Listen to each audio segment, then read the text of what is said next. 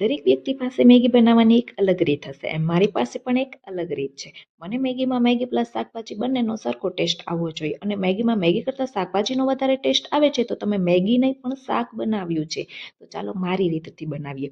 એક કડાઈ લઈ તેમાં થોડું તેલ નાખો. તેલ ગરમ થાય એટલે જીરું અને હિંગ નાખી દો. પછી તેમાં સુધારેલી ડુંગળી અને લીલા મરચાં નાખી દો. ડુંગળીને થોડી વાર ચડવા દો. એનો કલર ચેન્જ થાય એટલે સુધારેલા ટામેટા નાખી દો અને સ્વાદ અનુસાર મીઠું અને ચપટી હળદર નાખીને સરખેથી બધું ચડવા દો.